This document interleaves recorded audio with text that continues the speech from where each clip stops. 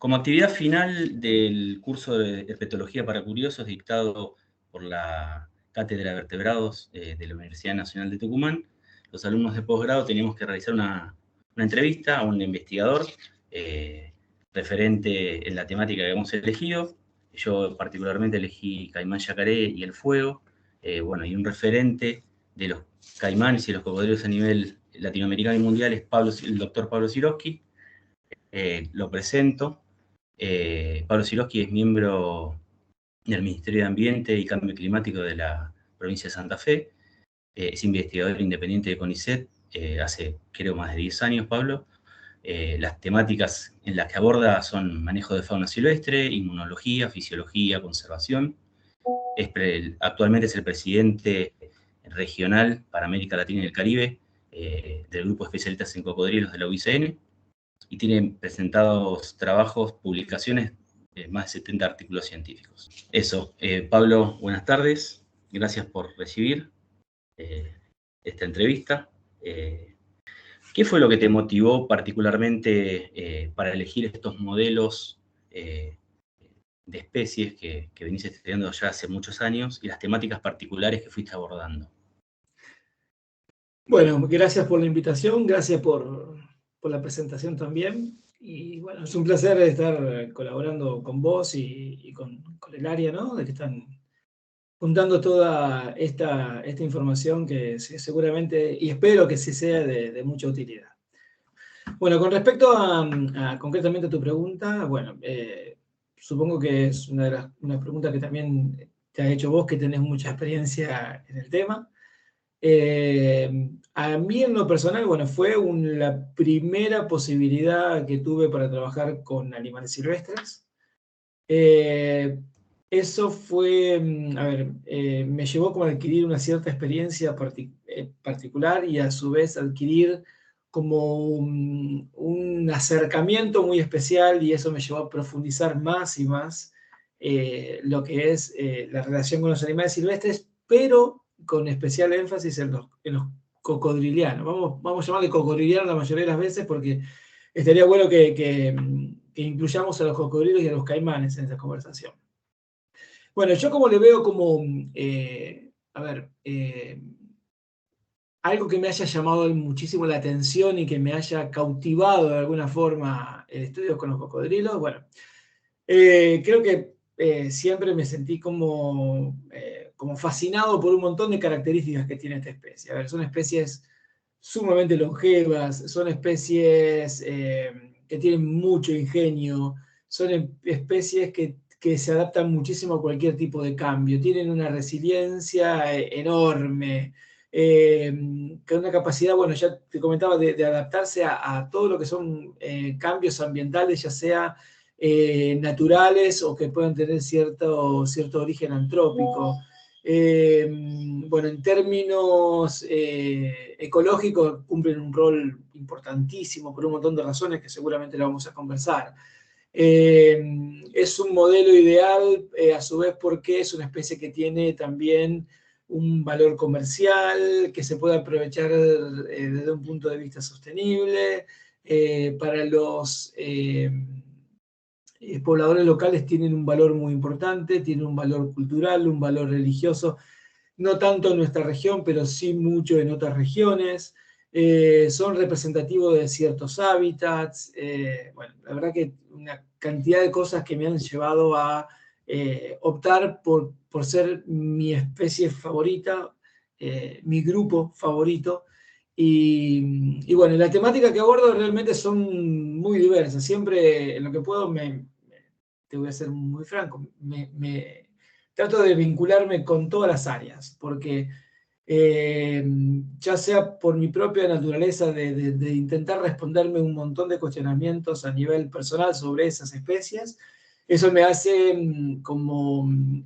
acercarme mucho a las diferentes líneas de investigación y bueno, y trato de aportar desde mi lugar un montón mucho o poco conocimiento que uno ha adquirido, y bueno, y eso a su vez es como que todo el tiempo uno va respondiendo preguntas, y eso es como que se va enriqueciendo en cuanto al saber en sí mismo y a cómo ir aprendiendo muchísimo más, y a su vez, en la medida que uno más va aprendiendo, más se va acercando y queriendo de una manera muy, muy particular a estos animales.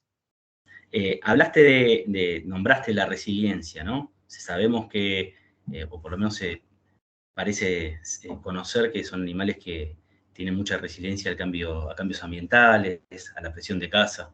En el pasado, ¿cuán abundantes eran estas poblaciones tanto a nivel nacional como regional? Y en la actualidad, ¿cómo es el estado de conservación de estas especies? O sea, los cocodrilos por naturaleza son especies, y esto lo da la enorme longevidad de estos animales, y uno, como se los llama habitualmente, son uno de los pocos dinosaurios vivos, ¿no?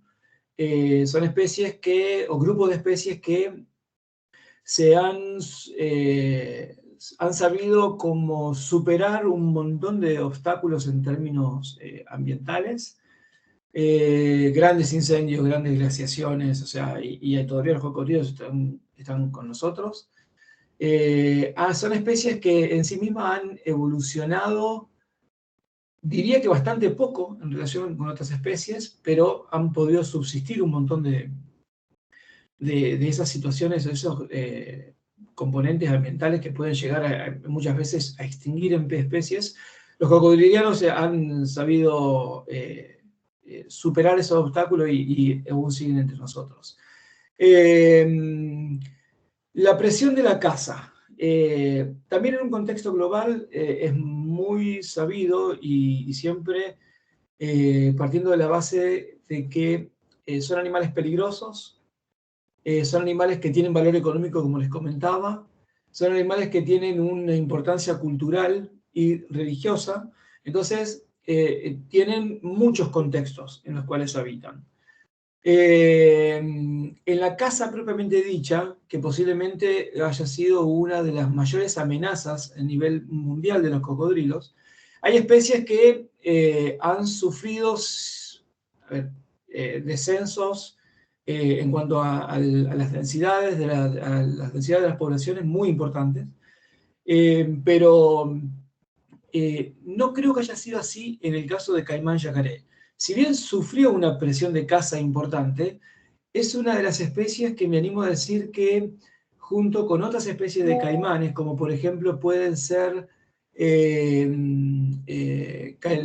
las diferentes subespecies de caimán crocodilus, al ser especies que tienen un valor económico reducido en relación a otras especies, creo que han sido una de las especies menos buscadas. En Argentina, particularmente con caimán yacaré, en caimán crocodilus es una de las especies, más buscada, pero menos afectada, a pesar de esa intensa búsqueda que aún sigue ocurriendo. Durante muchísimo tiempo, caimán crocodilus, una especie muy, muy cercana a caimán yacaré, ha sido la especie con mayor explotación en términos comerciales que ha tenido la historia de los cocodrilos. Incluso una de las especies que aún sigue siendo una de las especies más explotadas. Y particularmente siguen siendo una de las especies más numerosas. Entonces uno siempre se pregunta de que qué tanto afectan a estas especies las cazas intensivas o lo que nosotros consideramos que son cazas intensivas, porque no se ha evidenciado un descenso numérico muy importante como sí han sufrido otras especies. Entonces, obviamente la especie tiene una enorme plasticidad para poder recuperarse de esas cazas sumamente importantes, entonces hace que estas especies nunca uno pueda clasificarlas como especies en peligro, porque en realidad no lo son. Son especies que eventualmente sufren cierto estado de vulnerabilidad, pero a medida que desaparece esa amenaza, se pueden como recomponer muy fácilmente las poblaciones. Y creo que este es el caso de caimán yacaré. Es una especie que, a pesar de que ha tenido momentos de muchísima presión en términos de caza, creo que nunca, esto es una opinión personal, nunca ha sufrido lo que han sufrido otras especies en términos de descenso numérico. Según mi experiencia, es una especie que en donde aparece que, a ver, si hacemos referencia de que sería el área de distribución sur, hasta donde llega el área de distribución sur de la especie, ya ahí, por lo general uno identifica los límites de la distribución como sitios donde las especies no son muy abundantes. Sin embargo, Claro. en el límite de distribución de la especie de caimán yacaré, que es el norte de la provincia de Santa Fe, ya las poblaciones empiezan a tener unos números realmente interesantes. Y en la medida que uno va orientándose hacia el norte, donde las condiciones son mucho más propicias, las poblaciones, uno se puede encontrar con poblaciones muy numerosas.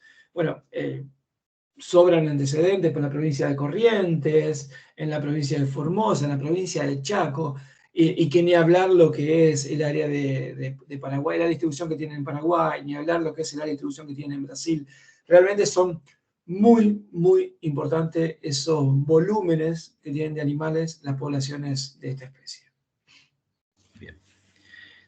En cuanto a la ciudadanía, esta relación de ciudadanía, vos nombrás en un momento versus caimán, ¿cómo ves esta relación ciudadanía versus caimán? ¿El humano podría ser un factor negativo en el estado de estas poblaciones? Si fuese así, ya que no son especies carismáticas, sino son generalmente especies temidas, donde se les tiene mucho miedo, son especies que cuando tienen un tamaño importante pueden ocasionar daño. ¿Qué planes de manejo considerás vos que pueden ser interesantes para atraer el interés de la población humana y la participación activa en el cuidado de estas especies? Bueno, con las especies de caimanes argentinos particularmente, los lugares donde habitan los caimanes no son los lugares más densamente poblados. Siempre están circunscriptos a situaciones o contextos rurales en donde la población humana no es que no existe, sino que más bien es baja la densidad poblacional de personas, ¿no?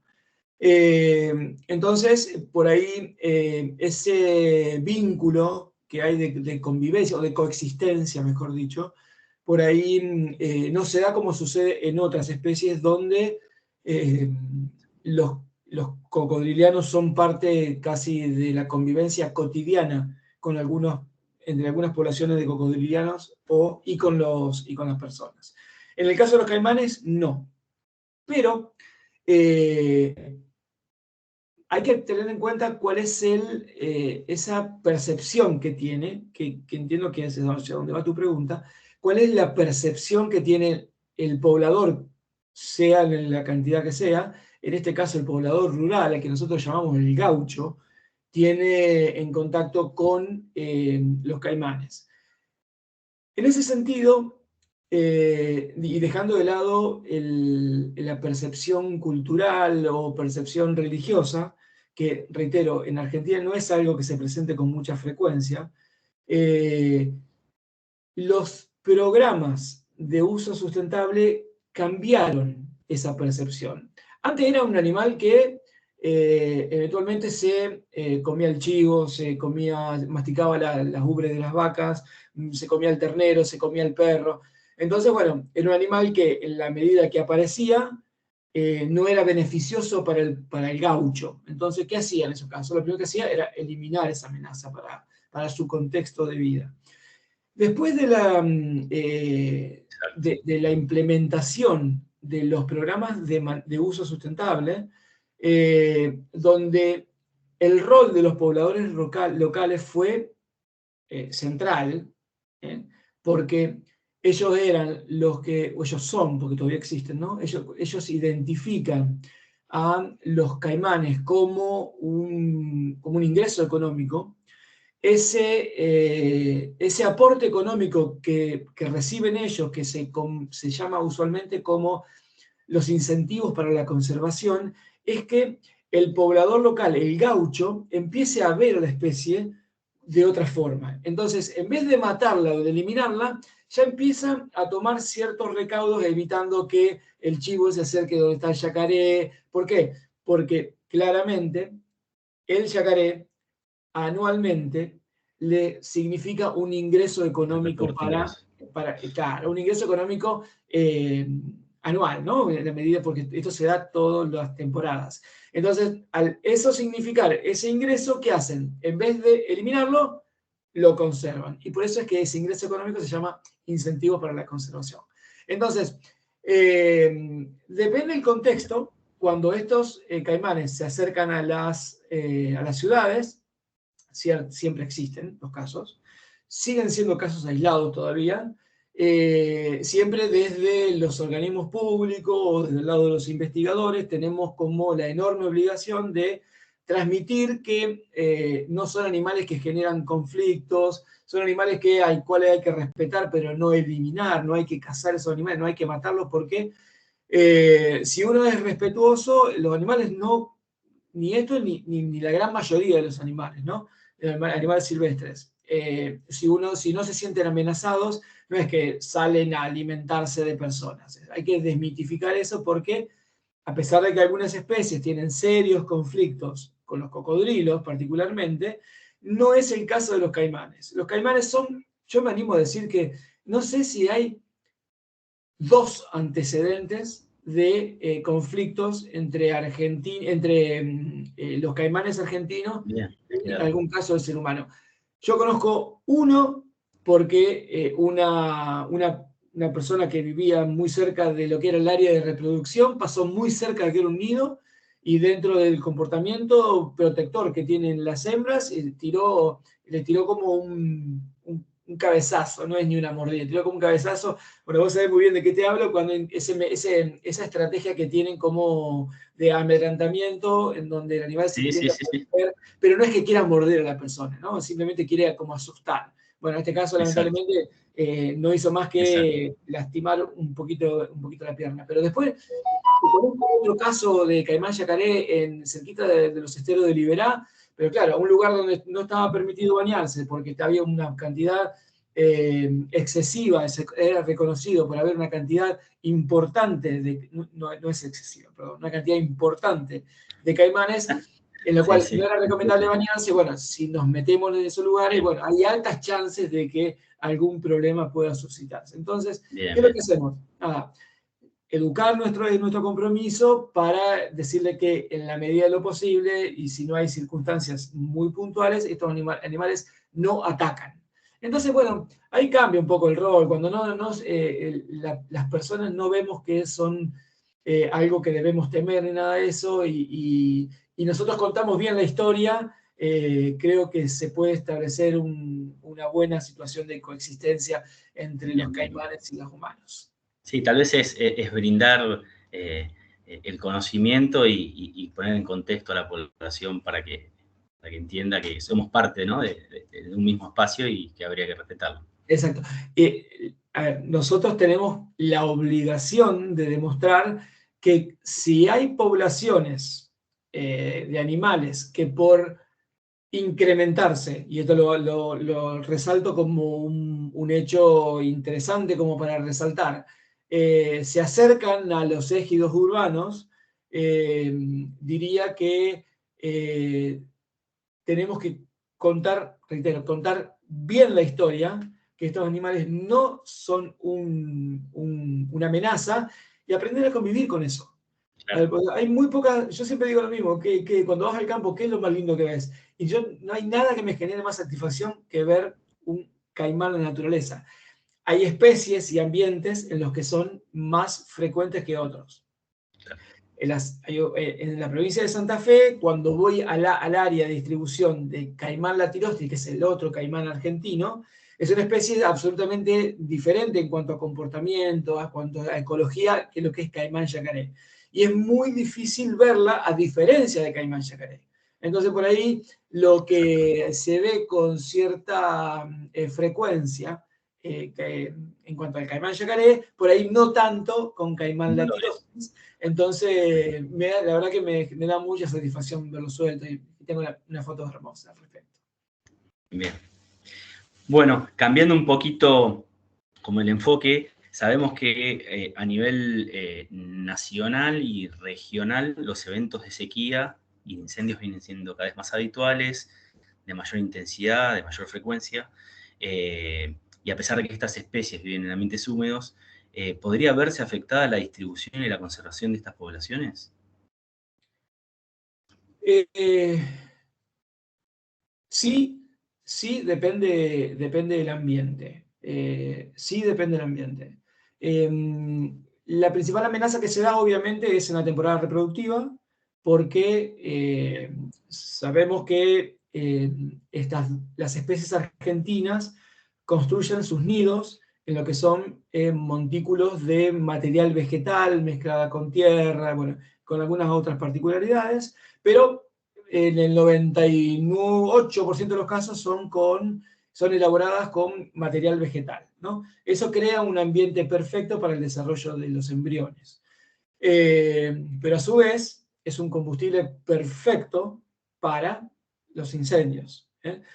Pero yendo un poquito antes, para hablar de cuando ya es tarde, antes, si los incendios llegan en el periodo prereproductivo, después al momento en que la hembra empieza o debería empezar a construir su nido, no encuentra el material. Entonces, eso realmente es una amenaza concreta. Entonces, ¿qué hace la hembra? No se reproduce. Existen muchos casos a veces que como que no avanza, hay como ciertas hipótesis. Hay algunas que conozco y otras se las comento, y otras como una especie de retracción, una interrupción de lo que es el periodo de fertilización. Después hay otra, hay como que tiran los huevos en el agua. Eso lo he visto, no me lo contó nadie. He visto huevos en el agua y entonces yo asocié que podía llegar a ser que no estaban las condiciones dadas. Pero claramente los incendios pueden como repercutir en la falta del material que la hembra necesita para construir el nido. Y por otro lado, como le digo, como te comentaba, es que inmediatamente, y eso hay muchísimos casos porque he juntado, no sé, cientos de nidos a lo largo de mi vida, y me he encontrado con numerosas oportunidades en donde llego y el nido ha sido quemado porque el fuego alcanzó el nido. Y como les decía al principio, es un material combustible porque sería material vegetal seco, que eso arde con muchísima facilidad e inmediatamente los huevos se cocinan ahí adentro, ¿no? Eso me animo a decir que son dos de las etapas críticas que pueden llegar a ser afectadas por el fuego.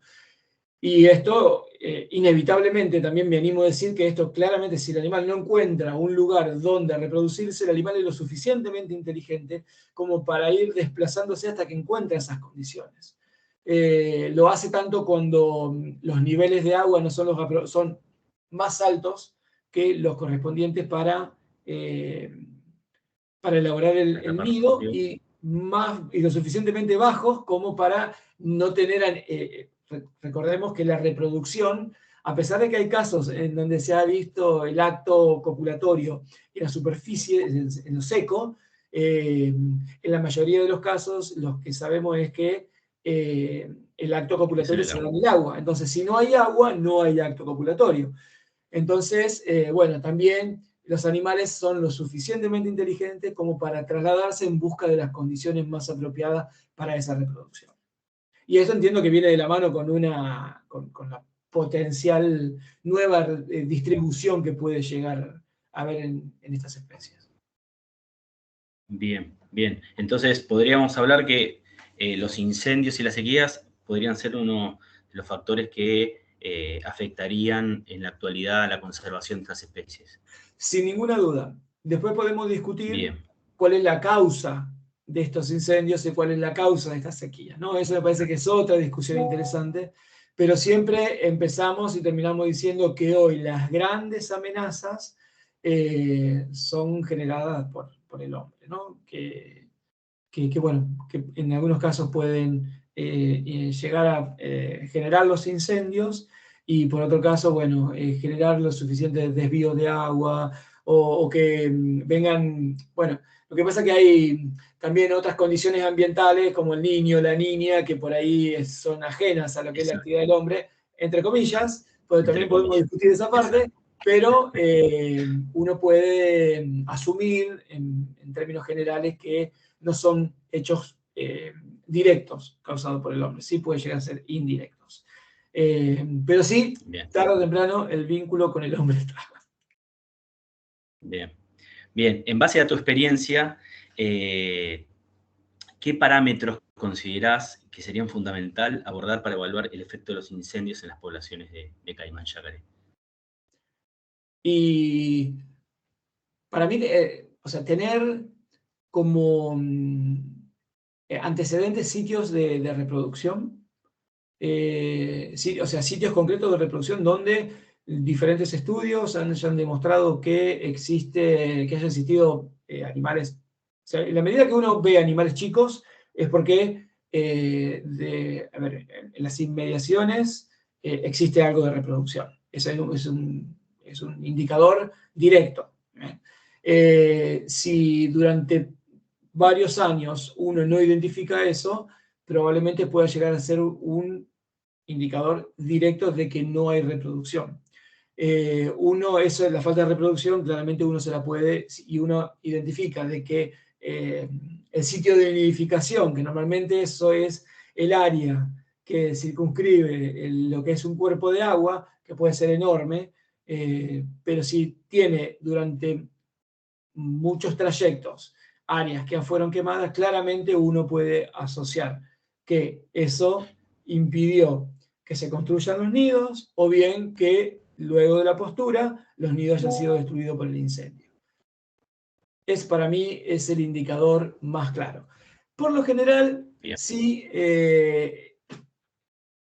reitero que no hay que subestimar la inteligencia de los animales. En los casos de los animales juveniles y adultos, por lo general tienen ciertas estrategias comportamentales como para desplazarse y no ser atacadas por un incendio, salvo cuando no tengan opción de dónde moverse, ¿no? Pero para mí el principal efecto de un incendio es la etapa reproductiva y posiblemente sea la más significativa, porque si bien hay mucha mortandad embrionaria, que es lo que caracteriza a este tipo de reptiles y a una gran cantidad de reptiles, la gran cantidad de huevos que ponen, porque son pocos los que llegan a la etapa perinatal, o sea, al nacimiento, debido a la enorme cantidad que hay de pérdida durante el desarrollo embrionario. Por lo general, si las condiciones están dadas, son muchos los animales que pueden nacer, independientemente de que se pueden morir después, ¿no? Por diferentes tipos de predadores, por los fríos, dependiendo la latitud en la que viven. Pero si nacen muchos, es posible que una población se pueda recuperar rápido. En cuanto, si no hay reproducción por los diferentes motivos que estuvimos conversando, eso realmente puede llegar a afectar a una población si es que 30, 40, 45, 35 huevos, que son lo que usualmente ponen los yacarés, impactan mucho más que uno o dos animales adultos que son, o juveniles que se puedan ser alcanzados por el fuego. O sea, en términos de cantidad, me parece que es uno de los que tiene que evaluar. Para vos, ¿existe algún faltante de conocimiento o así de información de esta especie en la actualidad? ¿Y cuáles serían? Sí creo que nosotros no tenemos realmente medido cuál es el impacto real de los incendios. O sea, sabemos que hay incendios, sabemos que pueden impactar sobre eso, sabemos que pueden afectar muchísimas cosas, pero los incendios no afectan solamente, por ejemplo, los nidos. Afecta también lo que es la microbiota, por ejemplo. Y hay un montón de estudios que ya han identificado el rol de la microbiota en lo que es el desarrollo del embrión. Porque hay un estudio muy interesante que dice que en la medida que aumenta el desarrollo de un embrión adentro del huevo, hay un rol de unos microorganismos, que no tengo presente cuáles son en este momento, que van como desgastando la cáscara del huevo, que es lo que permite a su vez como hacer más frágil la cáscara para que se permita el nacimiento. Es una teoría, que eso es lo que normalmente no se ve como consecuencia de los incendios. Siempre parecemos como que los animales que no vemos quemados, bueno, los animales que vemos quemados es el único efecto que genera, pero realmente las consecuencias de los incendios directo son, sería. Claro. Sí, terribles. Pero me animo a decir que eso es una posibilidad. Ver cuántos animales, hablando de incendios y hablando de poblaciones de caimanes, medir cuál es el efecto que genera un incendio en un determinado lugar, quizás pueda llegar a ser un buen parámetro para después extrapolarlo a otras realidades, ¿no? Porque me parece que es muy difícil estudiar todo, ¿no? Después, bueno, el efecto del cambio climático todavía nos genera muchísima incertidumbre. Si bien los cocodrilos han sobrepasado eventos de ese tipo, pero en numerosas oportunidades, nunca terminamos de saber en estas especies donde la temperatura ejerce un rol tan importante, ya sea en la determinación del sexo, como en la supervivencia, como en la alimentación, como en el metabolismo. Entonces, entendemos que todavía, si bien hay mucho estudiado, no sabemos hasta dónde va a llegar lo que es el calentamiento global, y eso todavía es como que nos sigue generando muchísimas preguntas. Esas son líneas de investigación que hoy por hoy tienen muchísima vigencia. Después, el efecto de los contaminantes. El efecto de los contaminantes, si bien hay mucho estudiado, todos los días tenemos alguna fórmula nueva, y lo que a veces el principio activo de un contaminante no es el que está generando un problema, pero todos los adyuvantes son los que sí lo están generando, y como siempre el principio activo se mantiene, pero lo que van cambiando son los adyuvantes o los coadyuvantes.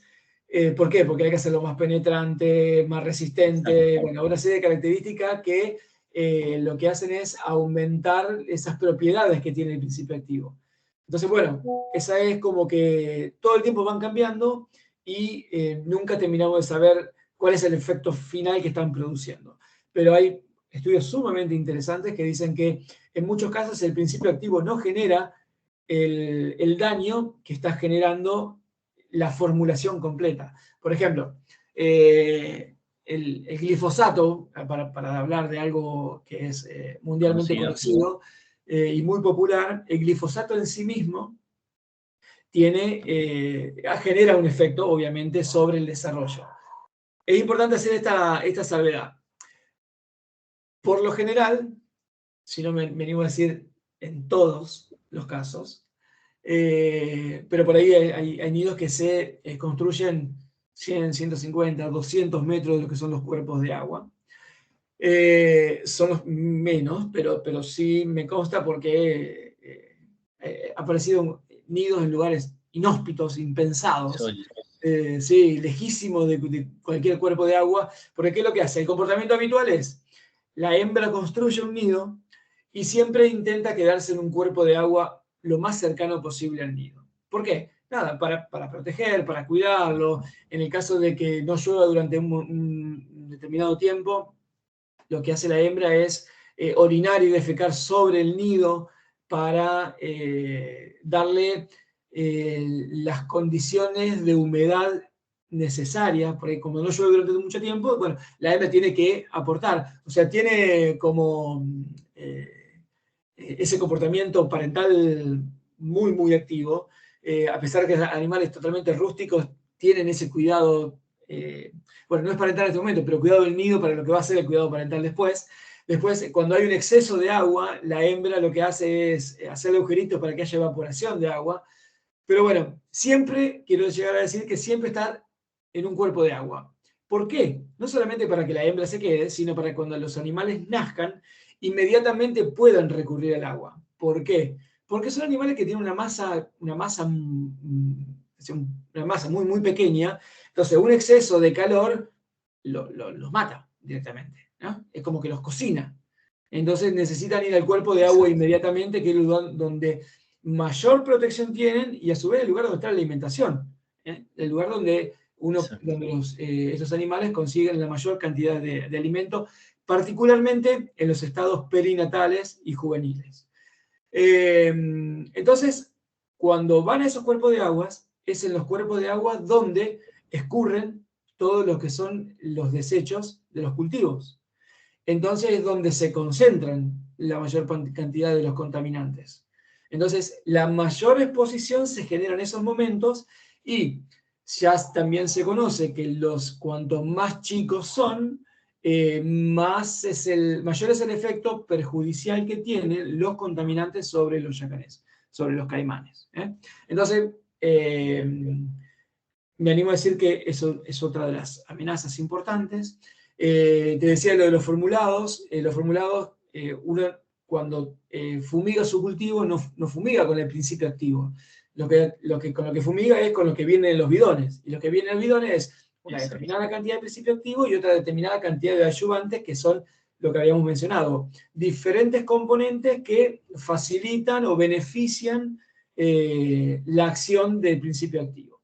Entonces, como muchas veces se desconocen, lo que se hacen es evaluar el formulado en sí mismo. Porque si uno pudiese conocer, es como una especie de secreto. Lo que dice es, el glifosato, volvemos al mismo, Sí, sí, y sí. hay un montón de ejemplos, en donde se evaluaron el efecto del glifosato y el efecto de los formulados. Y se vio que el efecto de los formulados sobre un montón de variables es mucho mayor que el del principio activo en sí mismo. Bien.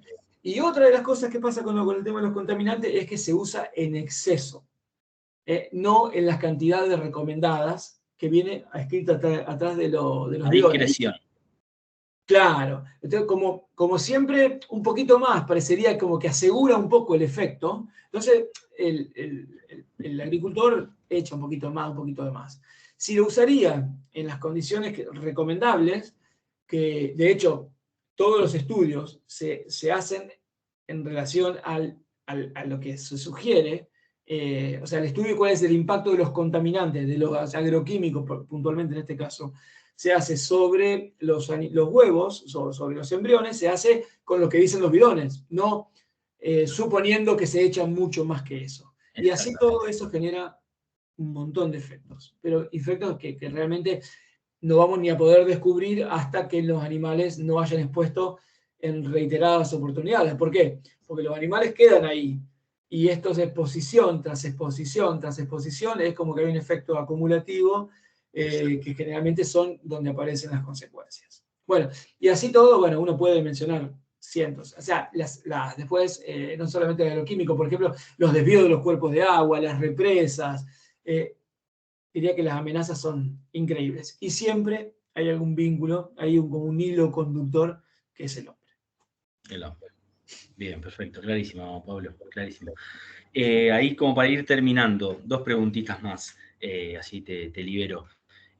Hablando en relación a los incendios, de ocurrir una disminución en las poblaciones, ¿qué acciones necesarias e inmediatas de protección verías vos que serían importantes de implementar? Y más que nada a nivel gubernamental. Bueno, acciones hay muchas. Darle valor, aunque suena bastante contradictorio, pero darle un valor económico del huevo al pichón, y eso viene en consecuencia de que se puedan implementar diferentes programas de aprovechamiento para el uso del cuero y la carne a través de diferentes programas de uso sustentable. Hoy hay una tendencia diferente, ahí se busca la sostenibilidad desde otro lugar, está muy, a ver, muy en discusión lo que es el ecoturismo, que todavía no termina de implementarse y de verse plasmado completamente resultados positivos, como sí lo habían logrado en la implementación de los programas de aprovechamiento. Eso le da un valor, y volvemos a hablar otra vez de lo mismo. Eso funciona como un incentivo para la conservación, y eso puede evitar que las personas lo terminen matando, como que le dan también un valor al animal vivo, al animal en su hábitat. Después hay otras estrategias que es también a través del rancheo, que creo que no lo explicamos, que es lo que es la cosecha de huevos, para cría en granja, en este caso no para un aprovechamiento, sino para un repoblamiento. O sea, en el caso de que detectemos que hay ciertas poblaciones que están en retroceso, uno puede, si logra identificar los sitios de cosecha, evitar esa pérdida que se genera durante el estadio embrionario, o sea, protegerla a través de una incubación artificial y reintroducir animales con determinado tamaño que puedan llegar a sobrevivir a ciertas adversidades que pueden ser los predadores, el frío, el exceso de calor, bueno, y todas las que estuvimos comentando. O sea, hay una serie de estrategias. Para mí, la más importante es educar. Eso es. Porque si desaparece, Fundamental. esto pasa en todas las especies de cocodrilianos. Si desaparece la amenaza, es muy fácil que los cocodrilos se puedan recuperar. Hay muchísimos ejemplos de ese tipo. Y las especies de caimanes argentinos es un claro ejemplo de eso.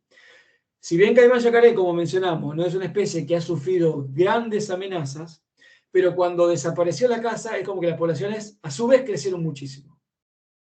En la otra especie de caimán, que es el caimán latirosti, cuando desapareció la amenaza de la caza, que por su mayor valor económico de la piel fue una especie que fue más buscada, desapareció la amenaza, inmediatamente empezaron a recomponerse las poblaciones. Y eso pasa con que hoy se ven yacarés en lugares donde usualmente no se veían. Entonces, como resumen, yo diría que sacando las amenazas y educando, creo que las poblaciones de caimanes se pueden recuperar con cierta facilidad. Bien, y por último, esto es un agregado a las preguntas que yo te había respecto a los incendios, ya que vos estás en un organismo gubernamental. ¿Qué acciones se podrían generar desde el Estado, ¿no? Para evitar los incendios o los Bueno, grandes incendios? eh, hay muchas posturas al respecto. Eh, yo no soy muy fanático de los incendios, te diría que me gustan cero. Pero hay muchas personas que identifican esta práctica como algo potencialmente beneficioso para los ambientes. Yo diría que los incendios no se deberían permitir, que creo que en muchos casos no se permiten, pero igual se hacen. Sí, lo que haría es, si en el caso de que no se puedan evitar, hacerlo lo más ordenado y programado posible, teniendo la extrema precaución de proteger los lugares que para los animales son importantes. Por ejemplo, hacer cortafuegos de alguna forma para evitar que si hay sitios identificados para la reproducción de los caimanes y que no sean afectados por el incendio. Eso de alguna forma protege esa temporada reproductiva y si después sucede fuera de la temporada, el impacto es menor. No quiere decir que no existe impacto. El impacto es menor, al menos para la reproducción de los yacarés. Después podemos discutir el impacto para las otras especies, para lo que es la microflora, para lo que es la microfauna, que por ahí no son tan visibles. Pero si es posible realizar otras prácticas, yo siempre entiendo que son más recomendables que el incendio. Bueno, Pablo, muchísimas gracias por la casi hora en la que estuviste hablando y Se nos fue el tiempo. explicando, y nada, expresando, se nota la pasión por los caimanes. Se agradece mucho, Pablo, por toda la información brindada. Por nada, Gerardo, por nada.